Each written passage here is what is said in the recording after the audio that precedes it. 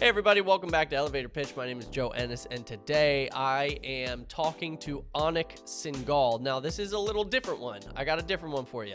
So this episode actually premiered on his podcast, The Fighting Entrepreneur, which I will link below in the description if you want to go watch that. But Anik was gracious enough to let me repost it to my channel and to my podcast, so that's what I'm doing today. So this is actually an older episode that I got to record with him at his studio. It was a great time. The idea of the episode is actually to just talk to Anik about things that people don't necessarily get to talk to him about day to day. Anik runs a company called Learn, and they sell entrepreneurial courses online, and pretty much all Anik's day is, day in, day out, is entrepreneurial education. And so Anik wanted to do some podcast episodes where he got to talk about other stuff. So in this episode, we talk about work and the topic of work, how people should view work, and how the view of work has changed from before COVID to after COVID, and, you know, people going remote and things like that. So I had a great time. It was an awesome experience to be able to interview him at his studio. And yeah, enjoy the episode. Remember, if you're new here, hit that like button and subscribe to whatever channel you're listening to this on. If it's on YouTube or Apple or Spotify, it helps us out, lets us know who's listening, things like that. So enjoy the episode. Hello, everybody. We are live on Facebook with the first official episode of Ask Anik. My name is Joe Ennis, and welcome to the episode today. We are going to be talking about work and the topic of work. What does it mean to balance your work-life balance? How should we view work? And maybe, you know, tackle a few things that some other internet entrepreneurs have said recently that maybe we have some opinions about. So welcome to the episode. Welcome to Ask Anik. Today's the first official episode. Welcome, Anik. Thank you. Thank you for having me to host you. Yeah. Okay, so yeah, let's just jump right into things. Today's topic is work, the idea of working, just in general, working a job. First off, I wanted to ask just kind of what are your opinions on work? You know, what you're kind of saying. You know, what are your opinions on work? How should people view work? Should it be something that, you know, we look at as a civic duty, or should it be something that we honestly strive to enjoy and love? Or, you know, should we consider it just something that we have to do? What are your opinions on what work is? Yeah, so we can definitely talk about that. First, I just want to say, if everyone's watching this on YouTube or listening to it on any other podcast episode, right. This is a new series within the Fighting Entrepreneur podcast, and we're doing it every Friday. It'll go, and it's just because I find myself giving better answers when I'm interviewed instead of like preparing for a talk. And you know, we do those episodes too, and so now we'll do this. If you want to watch it live, we'll stream it every Wednesday inside of the Inside My Head Facebook group. So you can find that Facebook group, and so you always have a couple days head start and watch it live. And eventually we're gonna have all the doodads here, so we can like see people's comments and engage with people, and maybe one day even allow people to call in. That would be fun. That would be sweet. Okay, work. So I don't think it's anyone's civic duty. I certainly don't think it's something that everyone has to do. And I certainly also don't think it's something that everyone's always going to enjoy. Listen, there are jobs that have to be done that aren't like roses and rainbows. But I think with jobs, okay, if you're going to have a job, do it justice. Do the job. And I think what's happening in the world right now is that everything is a dichotomy right now. Everything is two sides. If you look at anything, I mean, heck, Elon Musk suddenly has two sides. Yeah, right. You say the word Elon Musk and you've immediately created a divide. So with work, this has become work bosses are evil. Or the other side, which, you know, I guess I'm on, which is like, no, we're not, you know, like, it's okay. Work bosses aren't evil. Yeah. Work is work. Like, listen, if you're getting a salary, you're getting paid, how would you feel if you went somewhere and paid for it? So you go to let's say someone, I don't know, goes to a massage place and pays for a massage, and it's a 90-minute massage, and 60 minutes into it, the masseuse is like, you know what? My hands are just hurting. I don't want to do this anymore. I just like, don't want to do this anymore. So, I'm just going to go sit over there and chill. And then you go, hey, I paid for 90 minutes. Mm-hmm. And then the masseuse is going to turn around and go, you are so evil. Like, my hands hurt. You would make me work through a hurting hand? And it's like, yeah, I mean, I guess that's the expectation, right? And I actually think at work, it's easier because you have like days off or right. Like, so we're hypocrites. So we want to pay for services and make sure that service is being delivered to us at top notch. But when we are being paid for our services, we all of a sudden have all these problems. And so I think if you're going to work and you always work hard. That comes from my dad. I think no matter what you do, I have had a lot of jobs I did not like. But I worked hard at them. I just did because that's just how I go. And that's also why I have succeeded so much, because I've never had this attitude of like someone else will do it for me, or that I don't, so now you've got this message propelling, which is you should enjoy your work. Well, actually it goes one step further, because this is the one that makes me smack my forehead. Work should be fulfilling. Yes, you're right. Everyone wants to now work for a company that's changing the world or saving the world, until they realize how hard it is to work for the company that is changing the world or saving the world. So now you want to work for the company that is changing and saving the world, but isn't requiring you to work too hard.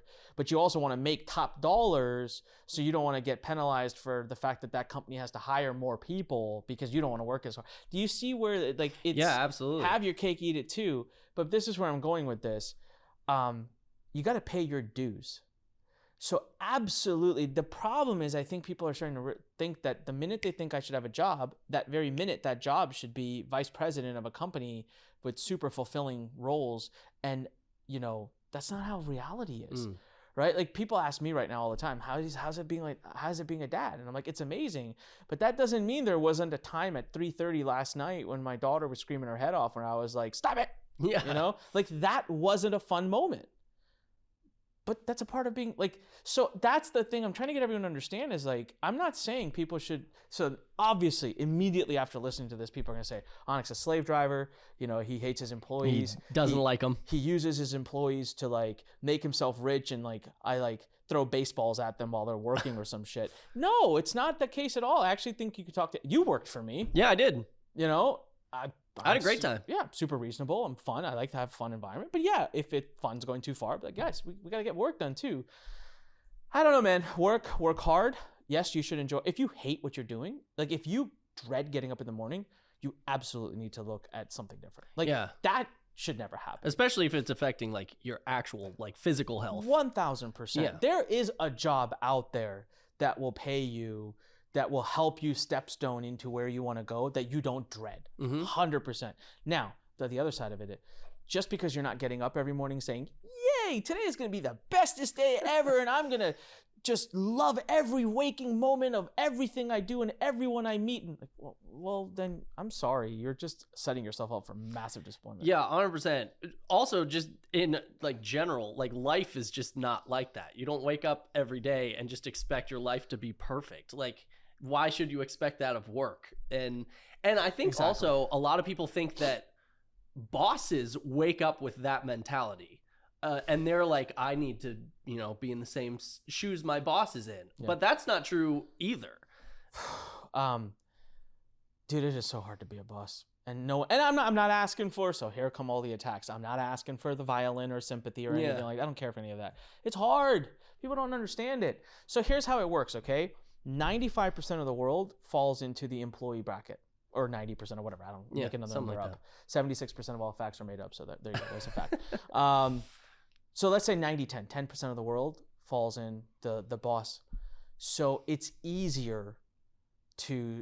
safer to say shit that supports the 90% and not the 10%.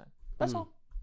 Right? Yeah. Because they're the majority, and they don't really have a reason to understand. Here's a perfect story. My wife.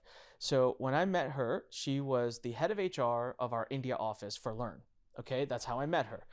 And I remember a conversation we had. I still remember it because it just really pissed me off, right? So we were not really dating at this point, but we're like talking.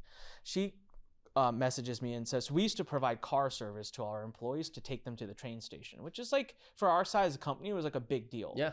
I never realized that in India, that car service didn't have air conditioning. And that if you want air conditioning, the service was twice the cost So she messages me and she's like, we need to have, like, the employees are asking for air conditioning. I was like, we don't have air conditioning? She's like, no. I was like, crap, let me talk to the head of office. He's like, we don't have budget, man. It's double the cost. I go back to her. I'm like, I'm sorry, we can't do it. It's twice cost. I don't have the money for it. But hey, we provide a service. Like most companies don't even provide that. And we got into a fight. And she literally said, you don't care about your employees. And I was like, how dare you? Like, I'm actually offering a service. So I just got in trouble with my employees for offering something I should have never even offered. I didn't have to. But now I'm offering it, and it's not enough. I'm more. So, whatever, right? Years later, we talk about it. Now she's seen it the other side. So she's being married to me. She sees what it's like to have employees and to have all that responsibility.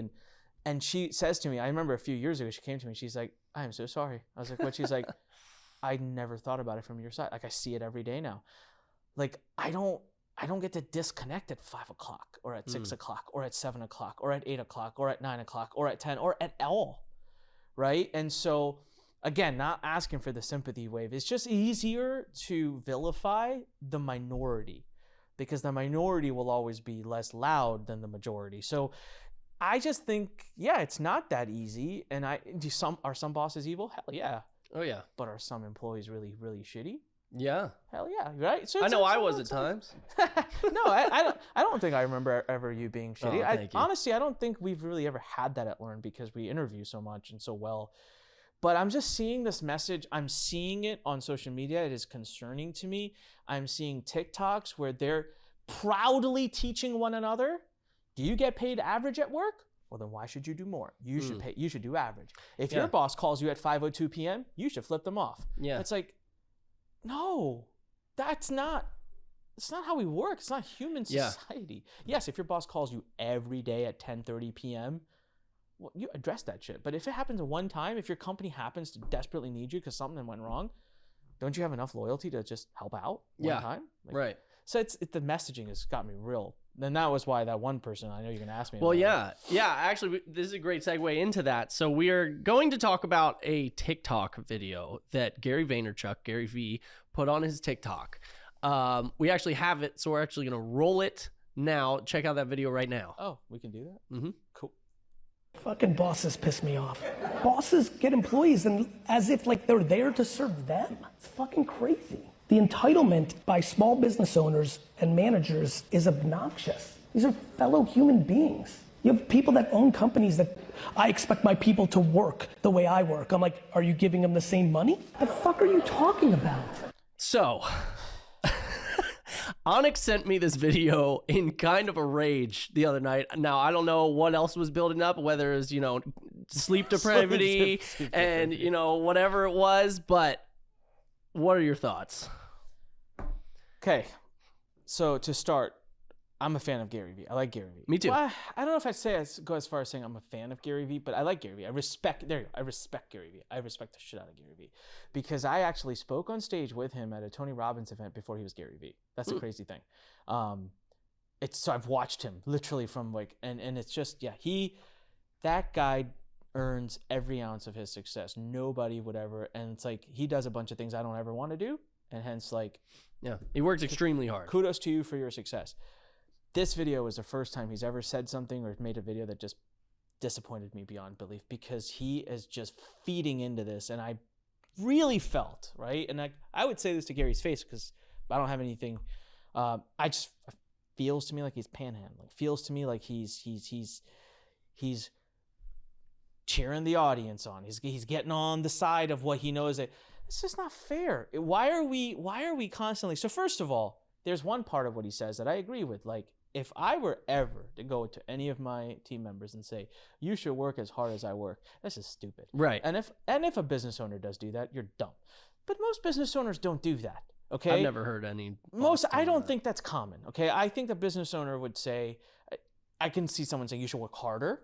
I could see someone saying you should make your deadlines. I could see someone saying you should be more of a solution oriented. Because I've actually had people tell me, they'll come to me constantly for solutions. And I'm like, dude, you should really figure this out. And they'll be like, well, whatever, it's not my company. And I'm like, well, whatever, then you're not my employee. Mm-hmm. Because I don't pay you just so that you do what I tell you to do. I want you to go out, innovate, and come up with solutions.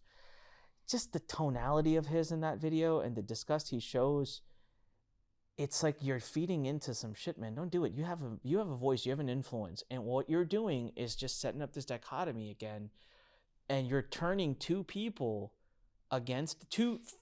groups of people against each other that really need to be harmonious. Like, Right. This is not good. This just isn't good. And thankfully for me, it doesn't impact me because I love my team. I know my team. And, but yeah, you put that out there. What you're doing is you're simply feeding that nonsense into a younger generation that hasn't had a chance to experience the world, to build their own, right? It's like, I can see what he says and draw context and apply my experience and block its influence.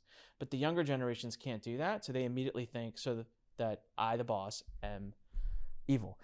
My TikTok that I put up, that I said on the TikTok, why I don't have happy hour with my team. Yeah, I was going to bring that up as well. So you worked with me. I certainly hang out with the team. Yeah. I do cultural events. Yeah, we actually went to get drinks one time. Yeah. So it's not like I will never do any of this. It's what the point I'm trying to make is that when you worked with me, my goal wasn't to be your friend. And I believe through and through in my deepest of hearts that doesn't serve you either. I got to push you. I got to challenge you. Otherwise, how am I going to help you grow? So I put that video up and everyone's like, you just want to suck every penny out of them. And I'm like, go watch the video. I actually speak to the fact that I want them to grow. But it's become so like, unless my video's message was, hey guys, I wake up every morning and beat myself with a brick because I just want to be there for my team. Yeah. I don't want to make any money. I don't want anything for me. I give it all away. I am just all about my team. I want them to have all the vacation they want, all the freedom. They can have my car. They can have my house. They can have my child. Unless I say all that shit, I'm evil. Yeah. And it's like, well, that's not reality. Like there's a relationship. It's a give and take relationship. It is in the end. And again, to your point, there were a lot of times where we did hang out. I specifically remember you threw a Super Bowl party. Yeah. You know, we had a great time. I remember specifically going out to drinks with the entire team once, and you paid for everyone. Yeah. Like, I know you did that kind of stuff, but I also know what you mean. Like, a lot of people do expect, you know, or they want a boss that's like close friends and buddy with them. I think because they feel like then they can get away with more stuff. Exactly. Which is the problem. Exactly. And when I went to have drinks with and I paid for everybody, I promise you, I did not get drunk. No, you did not. I never. I don't even know if you got anything. I don't remember. I may have a drink or two, but I know my limits. It was like a dinner. It wasn't like late. To clarify, it does not serve either party well. It does not serve. It's the worst thing that you can do. It makes it really difficult to run a company. And it creates problems, and I think people want that until they get it, and then they realize it ain't exactly what they want. Yeah, I mean, again, I have been, you know, a sole proprietor for a few years now, and I've worked with friends, and even in that short amount of time of having them as contractors, I've kind of thought the same thing in my short time of being like, this person is kind of getting away with stuff because they know that I'm going to be nice to them. Yeah. And like, whenever I drop the hammer on them, sometimes they'll come back kind of like laughing, like, yeah, right, you're joking. And I'm like, no, I really need. Or they get more angry. How dare you talk to me like this? Right. Yeah. How dare you say this to me? I thought we were friends. And it's like, so, yeah, it's a dangerous, there was another comment on the same TikTok where one person said, anyone commenting against this advice is either 15 or has never ever led a single team in their life. And that was the most honest, truthful comment, because I bet you most people, now there were CEOs and people in those comments that were responding saying, I have a team of 200, I go to a happy hour with my team all the time. And I respect that, and I'm glad they're making it work. But if I'm a betting man, I still feel given enough time, they're gonna come to my side of this argument within the next few years. Because what they're doing, if they are becoming friends with their employees, they're going to realize soon enough that doesn't work. One of my own very close friends who runs a company who just 2 years ago told me I was wrong. He's a very dear friend of mine. And ask him today and he's like, sorry, dude, 100%, you were right. Yeah. Can't do it. I think what's important is just making sure there's a line. Like, we're not saying don't, you know, be nice to your employees and maybe don't not hang out with them or anything. Or like, you know, get along and be friends, but don't, you know, get so close to them that it becomes an emotional thing. Yeah. Absolutely. in terms of correction. That's absolutely what we're saying. I am absolutely going to hang out with my team. I know a lot about them. But at the same time, like, there are times when I've exited left stage. Like, the team might be 4 drinks in and ready to go out to the next bar. That's my exit. Yep. Right? That's when okay, we're going to get into a territory now where I think they would have more fun if I'm not there. And I certainly just don't need to be there. So that tomorrow I can still keep it, like I say, we're still running the team. Again, look at head coaches of any major sporting team and tell me that they go out and doing. I think the only night they ever do that is the night they win the Super Bowl. Yeah, when it's over. Yeah, when it's so I'll all tell you over. what, when I take this company public, I will get shit-faced with everybody. There we go. Okay, so let's actually move on a little bit to kind of another thing. We're just hitting on Gary today, but next week it'll be someone else, so watch it. He also put a post up on Facebook, which in the recording you will see if you're watching on YouTube, but we actually don't have right now for the live. But basically, to summarize, one of the sentences he said in this Facebook post is, "I'm worried about the great resignation. You know, you have no idea what the great never applying in the first place is going to look like." And then he said, "I'm with the kids. They're like, F this. I'm just going to go do TikTok and brand deals and YouTube videos." And he said, "I think there are a lot of people who are willing to make $57K a year and live within their means just to make YouTube videos about ... corn." And he basically, in stating that, like, the great resignation is because people have found social media an easy platform to take on, I guess, to a degree. So, okay, I want to be fair to Gary.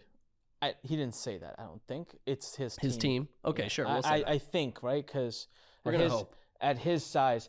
But he does say stuff like this. So I know he believes in this. He says just create content, yes, et cetera, et cetera. His goal is to make 100 pieces of content a day. Gary, brother, hats off. That's how I said I respect you, but holy shit, that's a lot. Okay, so let's break that down. First of all, $57K a year is a lot. Yeah, I looked it up. That's about $500 is about 100 to 300,000 views on a video. Yeah, so it's a lot. It's the amount of energy, time, effort it'll take to get a following big enough to make $57K. The problem, it's a lot. And some will do it. Absolutely. Masses won't. Masses need a job. It's just the way things work. I don't know how else, like, unless the government starts giving out stimulus checks, which, ta-da, I'm sorry, that doesn't really work well. We just tested it. And, okay, so fine, 57K is easy, let's just say, on social media. What the heck he says live within your means. 57K is not means anymore. No, not at all. It just isn't. You know what? Back-to-back quarters of 10, 15%, which is what the inflation really is, 57K is nothing. Mm-mm. I'm sorry, like, it's hard. Okay, I shouldn't say it's nothing. First of all, we live in a privileged country. 57K in a different country is everything. So I just, like, that message, right? I want to say, like, when you have his type of reach, every word you say, man, with great power comes great responsibility. And I think that's misusing that responsibility. That is not easy to do. It's really hard to do this. And I think better yet, how about we teach people to do something that they do enjoy, you know what, if I could talk to young people, I would say, instead of getting any job, random job, tell me this: how is your current job helping move you towards your future that you dream of? That's why, this is my opinion now, okay? I don't live in that. That's why I think people are so dissatisfied with their work. Because I've done jobs that I absolutely hated and loved. Why? I didn't like the job, but I was doing it because it was my stepping stone to this. So I didn't care about the short-term pain. I think people get this problem because they get into a job that they feel like they're trapped in for life, and that's when it turns into resentment and hatred.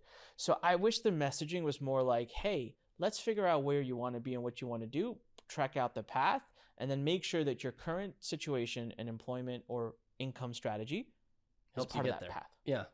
Yeah, kind of like the dress for the job you want, but instead kind of work for the job you want a little bit. Or you don't want a job. Great. You want to be a social media influencer. Well, you know what? If you want to be a social media influencer, how about we get you an assistant job to an existing social media influencer? Yeah. How about we get you a video editing job for an existing social media influencer? So like instead of working at Starbucks, which is making you, you know, not making you happy, let's make you work twice as hard and earn same or less for a social media influencer, but you know every day that grind has infinite ROI for you because you're learning something. And you're not just doing it for the money. Like, there you go. Like, that's, to me, an inspiring message that should be taught versus, hey, just don't apply for anything at all and go make 57K on social media talking about corn. Yeah. Do you think, this is just coming to mind, I don't even have this in my notes, but do you think part of, you probably do, maybe you've even seen actual evidence of this. Do you think a lot of the world is moving towards this remote working situation, which I'm down for.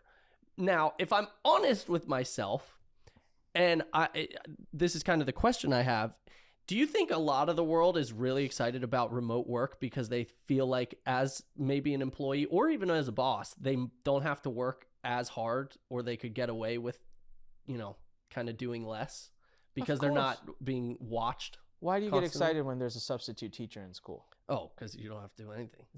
That's what it is. It's a harsh reality. I'm sorry. And again, here I go getting attacked by, oh, you hate employees. No, I'm just common freaking.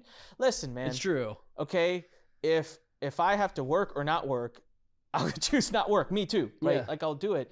Now I'm not saying everyone doesn't work from home. I mean, we are running mostly virtual company. I love my people, but I don't mind if my Learn team's watching. I'll tell them, like, you probably don't work as hard, you know, as if you. Well, we don't get things done as well. Yeah, unless not as quick. if we were in person. Lunch breaks are longer. I also feel like it happened so abruptly, so quickly.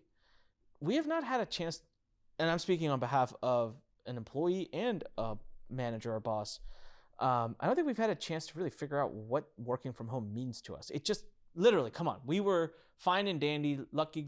Yeah. We were probably 20 years away from this being a reality. You know, Mark Zuckerberg was still having to figure out this meta thing, and we were going to work from our virtual, you know, why don't they have legs, by the way? For the virtual reality? In meta, yeah. Why don't we have legs? Well, it depends on what you're like playing. Right, sorry, it's completely. I could talk about the metaverse for a long time.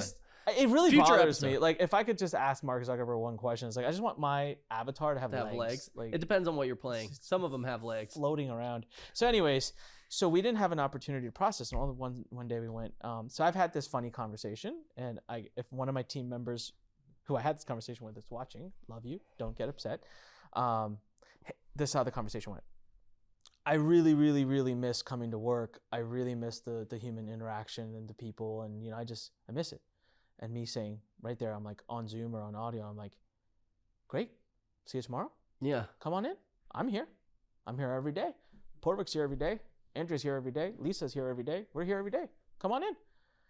Oh, yeah. I got a thing. You know, it's like the thing with the Not thing. feeling great. And like, Might have COVID. And yeah, I got to take my pet rabbit in for, you know, this thing tomorrow. It's like, but yeah, but that's a great idea. Eventually, yeah, I'll come by. I think, you know, Thursday I can come from like 12 to 3, like 12 to 3 Thursday. And to me, in my head, I just go, dude, don't even bother. Like, what's the point? Yeah. Right? Or the person will be like, well, you know, you're right. Like, I want to come in, but I was just thinking, right? Like, All like my stuff's here. Travel time. I got my equipment's here. I got my perfect setup on my computer. And in my head, I'm just like, all right, then work from home. Mm-hmm. But I just don't feel that connection when I work from home. Well, bro, I am a human on the other side. Like, I know I own a company, but I am a human, and I cannot solve that problem for you. Mm-hmm. You need to figure out what you want. I've given you both choices, but you can't complain on both of them. Yeah. Right? And so here's how this is going to play out. This is my guess, and so far I've been proven to be right. Porvik is evidence of it. I told him a year ago how this is going to go. It's all driven by the big companies. The big companies are a pain in our butts. They bend so quickly, and they do all these things, and then the smaller businesses like myself have to kind of adapt because your employees want that. So they're all calling their team back. That's happening. Google, Microsoft, all of them that have once said, we'll never work on site again and go home. They're all trying to say, yeah, come on back. Okay. So, but those employees are like, no, not going to do it. And I don't disagree. Listen, I actually think I'm actually on the side of the employees here. I don't think we should be back in the office full time, 40 hours a week. I don't think it's required. I don't think it's necessary. I sit in the middle. So soon those employees can be like, well, I quit. I'm going to go work for XYZ company. Because they work from home. Because they work from home. But slowly the big companies, they carry a lot of pull, right? You have a lot of sweet stock options. You have a lot of amazing benefits that the smaller companies don't offer. So some of the team members will be like, some of the employees will be like, all right, I'll go back. As that starts to happen, the smaller businesses are going to go, ha, we require it too. Because now we're no longer scared. See, smaller businesses, if I put that rule in tomorrow, people will be like, whatever, I'll go work for XYZ. But once those XYZs start doing it, it backtracks. So a year ago, what I said was going to happen because this thing took off and the big companies were offering any money. I mean, I've heard of people leaving and tripling their salary overnight. Like that kind of stuff leads to inflation. And I said that's going to impact their public earnings, which we're seeing. Yep. And then they're going to go, spending too much money. They're going to do mass layoffs. And we're there now. And then it's going to kind of turn. The tides will turn. And they haven't yet. I mean, still, I think I read this morning, two openings for every one person looking for a job. There's 11 million openings and 4.5 million people looking for a job right now. So it's like, it is totally in your control if you're looking for a job. Like you have control. But I'm a little worried about the economy right now, and I'm worried about where that's going. So all of this is going to question this whole work from home thing. We are never going to go back to what it was. Never. That's gone. That's done. And it should be. It should be done, and it's done. We're going to do a hybrid. And we don't understand. Hybrids require discipline, and we as humans don't have that. No, we don't. So that's the challenge. Especially when no one's watching. It's a lot harder to have. That's the challenge. Yeah. Dude, I mean, we uncovered people not at Learn, thankfully. Again, I love our culture at Learn. It's just we don't get this. But another company I was invested in, we found one employee who had 2 jobs full time. Oh, wow. Yeah. So if this kind of stuff keeps happening, then business owners, they tighten. And then like the ones who do great and do good, they get hurt. Mm-hmm. Right. So I got a check from another employer. Someone called me 2 days ago and said, is this person still working for you? I was like, no, they left like 8 months ago. Why are you asking? And he's like, oh, because we just found out that they're working for us and 2 other companies. And I was curious if it was 3 other companies, including still working for you. I'm like, no. So like 3 paychecks. That's nice though. Yeah, it's for the little bit it's interesting. Good so for you. People get creative, and so free market systems adapt to accommodate it. So this is a good segue to my next kind of topic. I wanted to hit on this briefly because I know you don't know a ton about it, but I just wanted to, and we've kind of talked about it here, but that's the point of this episode. I kind of consider remote work almost a benefit at this point. I really enjoy working from home. Jobs that say that I can work remote do entice me more than ones that don't. But I think, and so in the same vein, I think there's a lot of other things that employees are demanding now that they weren't before.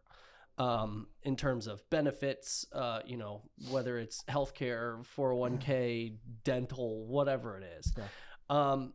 And I'm not going to go into specifics or anything about, anything that Learn is doing, but there's a movement, and I brought it up to you a few weeks ago, called r/anti-work. So this is a movement that was on Reddit.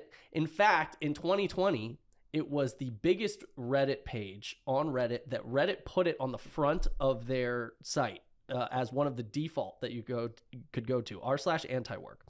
And it started as their motto was food, healthcare, and homes for all wages was kind of their idea.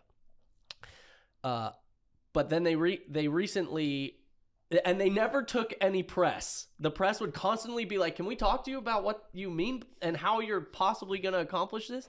And they always were like, nobody talk to anyone because we're going to do it, but we're not going to tell anyone how. And we're going to do it by not doing anything. And so it's the best. It started around like 2019, 2020. It's actually been around since 2013. What's it called again? Just for everyone. Anti-work. Anti-work. r/anti-work. Creative name, guys. It really popped off in like 2019, 2020 as it started where people would post videos or screenshots of them texting their boss like, "You suck, I quit," kind of stuff. Like, "I don't get enough, I quit," and they'd kind of go viral, and people would support each other. But again, they were kind of their goal was to get everyone good wages and benefits with less work, just in general. But you know, good wages and good benefits for whatever job. Then finally, one individual decided and agreed to go on Fox News show. I forget the reporter at the time. Was it Tucker? It was not Tucker. Oh, that would just be fun. It would have been hilarious. But basically, the guy or the girl, I forget, couldn't explain how they were going to do what they were going to do. Sure. The guy was like, "I want to be a philosopher. Currently, I'm a dog walker, but I believe that like people shouldn't have to work." Which is work. The guy actually said, he was like, "So you are working?" And he was like, "Well, I got to pay the bills." And then the Fox guy started laughing. But I actually want to spin this, not to just ask like, you know, what actually they also changed their motto now. Now their slogan is "Unemployment for all, not just the rich," is their slogan. But I tell you all this not to I don't want your opinion necessarily. Well, I want your opinion straight up. Sure. But I want to ask you a few questions about it. Specifically, are there, you know, and we've kind of talked about it here today, but is there any area where you maybe empathize with just, you know, a normal employee in today's day and age in terms of, like we've talked about, inflation, as well as how expensive just, you know, things like rent are becoming? And is there any area where you actually, you know, you understand at least the original part of the movement of, you know, we want to make sure we can take care of ourselves kind of thing? Hell yeah. I mean, of course. I believe fully in the fact that if you have a job, you should be able to cover your bare minimums, right? But where I'm getting kind of skipping on words right now is that how can that be only the responsibility? Like, how can that, if one of my team members came to me and said, you know, I'm going to do my best, but I have to follow within a certain thing, right? Like, I can't just say, well, you're living in this neighborhood, so your costs are higher. So it just doesn't work that way. It's not scalable to do it that way. Also, we don't have unlimited funds at a business. So it's, at some point, see, here's what happens, and here's what is happening. There is you ever seen Atlas Shrugged? Have you heard of Atlas Shrugged? I've heard of it. Okay, so it's a great book. I watched the movie version. It's like 3 long movies. They're really fun, good movies. Atlas Shrugged is when the world's creators, innovators, and entrepreneurs, and the wealthy, as we would say, they get so fed up of being vilified that they just quit. So what we don't talk about when we talk about entrepreneurs getting rich, what we don't talk about is all the risk they took. What we don't talk about is, for example, for me, the 3 years in a row that I was bleeding money, running out of money, but my employees always got paid. My employees even got their annual raises, but I was actually like almost bankrupt. But I didn't go to any of them and say, hey, can you take a half cut? But then all of a sudden, year 4, when I'm making money and I'm making a ton of money, it's the automatic assumption that I should divvy all of that out in bonuses and that it is not my money, but it is the money of the employee. Well, so what's in it for the entrepreneur in the end? Because if it's going to be like that, the entrepreneur is going to say, well, the risk isn't worth, right? Like if I told you right now, hey, put $5 down on this table, we're gonna run a fun little betting game, and the best you can do is win 4. The worst you can do is lose all 5. Yeah, that's ridiculous. Are you going to do the bet with me? No shot. No, right? So that we have that is a very simple analogy of, unless you keep that conversation favored in a way that you would say, okay, I put my $5 down, we collapse. Okay? So going to the conversation of employees being able to manage their bare minimums, absolutely. Okay, so what do I do for that? In my company, we offer by far the best health insurance I can get access to, by far. Oh, dude, I remember when I worked here, I took so much advantage of that. Yeah, it was the best. it is the best I'm allowed to get, you know. And so I'll just talk numbers without naming anyone because people don't realize this. So when at a business, when we hire someone, it is about 22 to 25% of their salary is additional benefit cost. So if I just hired someone for $100,000 a year, I am paying $25,000 a year in additional cost. They don't see that. Mm-hmm. Yeah. They don't recognize that. That's a lot. That's a lot of money. If I hire someone that has a family, it's a family of 4 or 5, medical insurance, we're not allowed to ask, and I never do, and I don't care. I genuinely have never cared. If that employee says, hey, I'm going to put everybody on our healthcare plan, and because I cover, I think 70 or 80% of the health, that's about $2,000 a month. $2,000 a month out of the business's pocket. Now, in this case, in this business, that's my pocket because I own the company fully. So to me, when you ask that question, my answer is, I do care. And I'm already doing a lot of stuff because I care. I'm giving, we offer life insurance here. We pay for our employees' life insurance so that if something happens to them, their family gets like 2 years worth of salary or 3 years worth of salary. That's not a common benefit for a company of our size. We offer all kinds of other benefits, right? Actually, our benefits plans are so good that when we're hiring people, I'm like, I don't even know how to explain them. You got to talk to HR. We have good plans though. Yeah. So when other things happen, but at what point do I say, I don't have the ability to help that? Like, it sucks. I don't know what to tell you, but let's figure. So I'll always be down for a solution, but there always will be a point where it's like, sorry, I can't.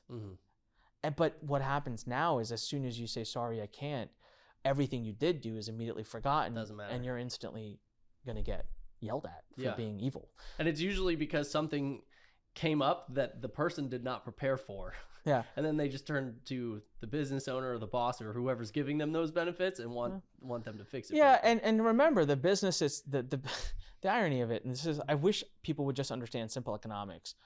The business can turn around and do that. Well, the business has to pay for it somehow. So the business is going to increase their prices. And so you are going to be paying more for products and services from all the businesses that you are buying from because their employees are doing the same thing that you're doing. I'm not saying it's wrong. I'm just saying that's what inflation is. Yeah. That's welcome to inflation. Like, that's how it works. And we're in the middle of it and it's not good.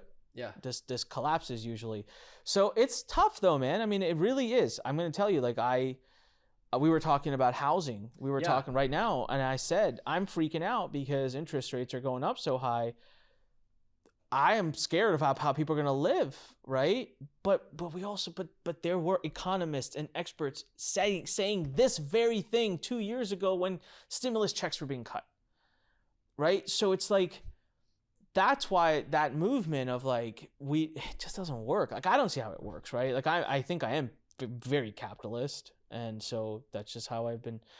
But yeah, I think the answer to your question is I do truly, genuinely care, and I do the most I absolutely can, but I cannot do everything. I always make this joke. I say I was class president, 7th grade. Congratulations. Thank you. It was awesome. Yeah, really, I swept that other guy. I don't even remember his name. Gone. He doesn't even exist. You suck. Just kidding. I really don't remember what it was. So if you're watching, I'm sorry. I promised 4-day school week. I promised free vending machines and MTV in every class.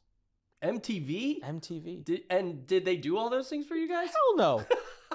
Man, I was sitting in the assembly making these pitches and like I was giving my speech and the principal's there. I'm just saying that's what happens with that's the anti-work movement. Yeah. It's me standing on stage presenting how I will give a 4-day school week. Like, I'm going to impact national policy I'm gonna give on a 4-day schools. School week as a 7th grade president. Yes. I one school. ran for student council. We had a student council, and I ran for student council, and my only running point was that every year we would have a school-wide putt-putt tournament, and I did not win. That was my only point. Yeah. My friend ran that he would get us vending machines for our school, and the school principal told him never. And then in a year, he got them. We don't know how, but he got them. It was crazy. Wow. That kid, yeah. Good for Josh Merriman, Great job. Josh, run for president, man. Dude, honestly. Good for you. Okay, so again, the anti-work movement, especially now after most of the people that believed in the original cause have now left and made a new group, because now anti-work is literally, I'm not going to work. And Hey, listen. well, this is my question. If you were going to talk to those people and encourage them and give them advice on what to do, what would you say? Can I be honest? Yeah, I wouldn't absolutely. I wouldn't talk to him. Oh, okay. Well, if you were going to talk to the group that maybe had some sort of motivation. And I don't say it in a mean way. I know that comes off that way. I am such a believer of like, do what, like, okay, hey, I'm wrong. That's what you want to do? Maybe I'm wrong. If you want to do, go do it, man. Show it to us. I don't believe it's going to work. I don't believe in what you're doing, but hell, if it works, right? So 2 years ago when comp packages started going through the roof and I was like, this isn't sustainable, this isn't right, this isn't good, I was like, who the hell cares what I think? Market says what the market says. You either go along with it or you don't go along with it. So to the people who were genuinely seeking my opinion on that, I would simply say it doesn't work. They're basically saying communism / socialism. Well, what about in terms of just, the idea we just talked about of fair wages and, looking towards your business for the correct benefits and things like that? Yeah, so fair wages, in my opinion, unless it's determined by the open market, is a collapsing system. It's socialism. Because when you try to hard determine fair wages, we get that $5 problem. Where the person being thought about the last in that conversation is actually the person who controls everything. I hate to say it, but it is the entrepreneurs that have a lot of influence. They create the jobs. So if you take if you incentivize that entrepreneur to take the $5 bill off the table, you collapsed. And so that's your red line. Yeah, that's great. Yeah, the only way to protect against that is let the market decide the numbers. It's kind of a sucky way to do it, but it's the only way that's worked in the past. Yeah. So if someone can figure out a way that's going to work, then you're willing to listen to it. 100%. We haven't seen it yet. Shit, I love being wrong. I'm wrong like all the time. So I love being wrong. So if I'm wrong, I'm wrong, and let's do it. But at the same time, if you tell me, hey, Anik, you have to take all the risk. So on the years that your company loses money, you have to lose all that money. But on the years that you make money, you can only have 10% of it. That's the first day I say, I'm good, thanks. Yeah, that makes sense. Why would... Yeah. And that's not vindictive. It's just like, well, it's not worth it. That's not a bet. I don't like to go to Vegas and bet my money. I never do. So I don't. So Vegas doesn't get my money. That's not like, I don't have ill feelings towards Vegas. I just don't like that bet. Cool. Yeah. Few last questions here. We're going to turn a little less heavy. I just want to bring up some recent weekly topics or, kind of timely topics. First off, since the last time we talked, since our test episode, Elon has acquired Twitter. He hasn't really acquired. He hasn't acquired it, but they've accepted his deal. Yeah. Thoughts? I don't think it's going to happen for some reason. Still? I'm a little bit skeptical. A lot of stuff has to go down. One thing I would tell Elon, but who the hell am I to tell anything Elon, but this would be the time you go quiet now. You don't poke the bear. He hasn't talked a lot yet. He said something recently about how he's considering a pay-to-play for government people. And like the last people you want to be like poking right now is the government, because they can stop this. They can find some convoluted... stupid way to do it. My thoughts are fair market, free open market. He made an offer. They went through their channels and he gets to own it. I mean, I go to the store, I pick up an apple and I say, I will buy you and I own you. It's the same thing. It's just bigger. I don't know this for sure, but I saw something on Twitter about part of the deal is because he's paying it all in basically money from shares. The Tesla stock price has to stay at a certain height in order for him to have the money to do it, supposedly. I've heard that too. And so a bunch of people have been trying to tank the Tesla price to stop it. Yeah. Now, I don't know how true that is or how much that'll impact it, but who knows? That's welcome to free market. Yeah. And then finally, just want to end on this. Tell us a little bit. You've done what, a week, 2 weeks with a new daughter? What has it been Ava? like? Yeah. Yes. Oh man. Congratulations again, by the way. Thank you. Tomorrow is 2 weeks. She has to be 14 days. I was in the room when she was born, obviously, and everyone says this, right? They're like, oh, it's a feeling. It's the best feeling in the world. And I was so petrified that I won't have a feeling, because then I'll judge myself and I'll just be like, because I don't know, I'm not a feeling kind of guy. Like I don't. And I was like, yeah, I mean, love. I understand love. I love a lot of things and people, and I love them dearly, and I would do anything for them. So how much more can you really love?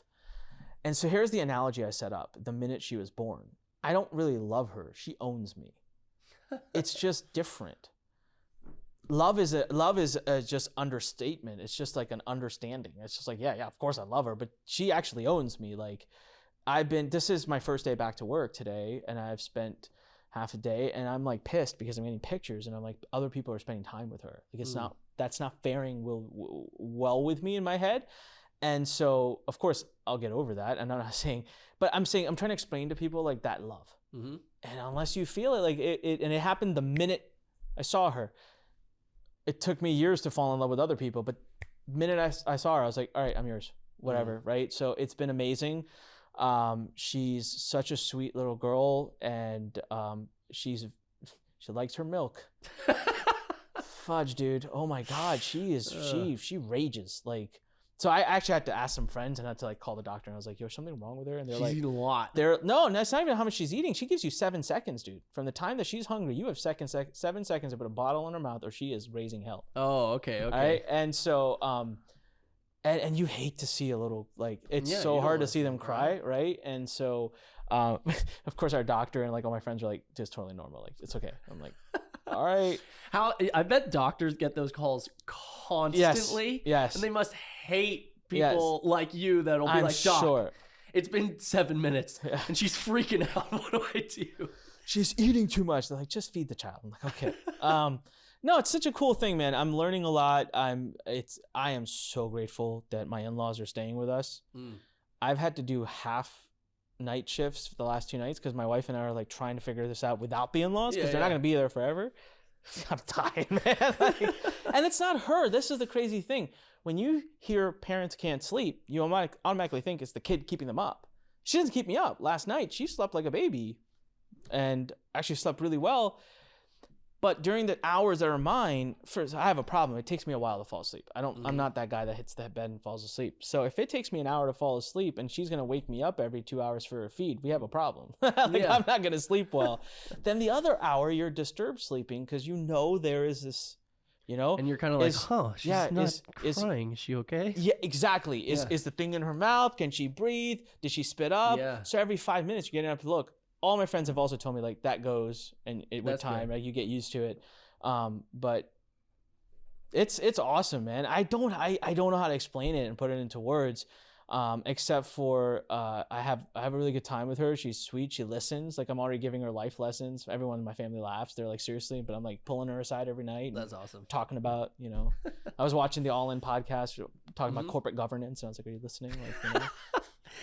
Like, I forgot to ask this question at the beginning, so I'm just going to close on this question. Has your vision, or your view is a better word, has your view of work and how you spend your time, I guess, changed since having a daughter? No, because I think I was already in that evolution. If anything, I'm getting more avid about protecting my time.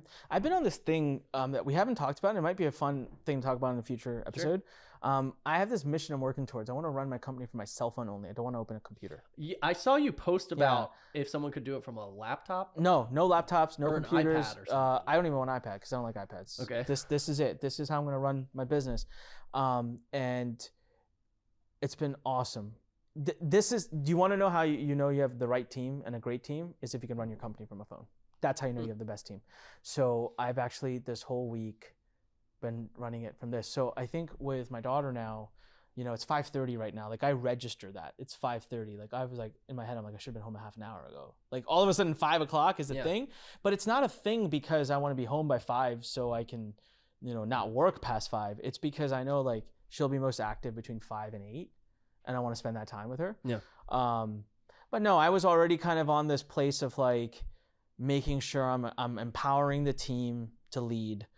and that I am not in the way. I'm not doing everything. I don't want to do everything. Where I've really woken up over the last year or two is like, there are so many things I don't enjoy doing. There are so many things I'm not good at doing. And now I have achieved, now I can say, I paid my dues. Now I can say, I don't want to do that. Cool. So I'm not going to do it. Awesome. And so lately I've been saying, I don't want to do that. I'm not going to do it. Cool. Yep.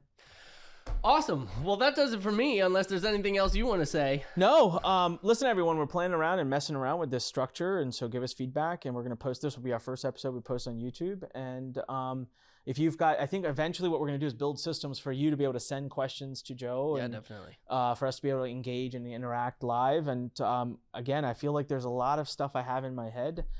When I get asked, I give better answers, I hope, I think. And yeah, don't get offended. If I said something you don't agree with, I still love the shit out of you. I mean it.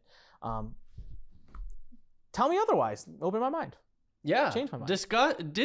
Discuss about what we talked about. Yeah. Comment. Say what you think he said was wrong. Don't wish death upon me. Just No death. give me your threats. thoughts. Cool. Awesome. Well, thank you everybody for tuning in. This will go live Friday. Friday. Okay, Friday. cool. So every Friday you can expect this live on YouTube. Is there anything else that we should close with, I guess? No. I think when that's life it. pushes you, stand straight, smile, and push it the heck back. Push it the heck back. Peace. Hey, I want to thank Anik one more time for giving me the opportunity to talk to him and speak with him about those fun topics. Remember, if you're new here, please hit that subscribe button below, whether you're on Apple or Spotify or YouTube or wherever you're listening or watching this. It helps us out, helps us know who's listening, how we can grow, and how we can do better. And yeah, thanks again.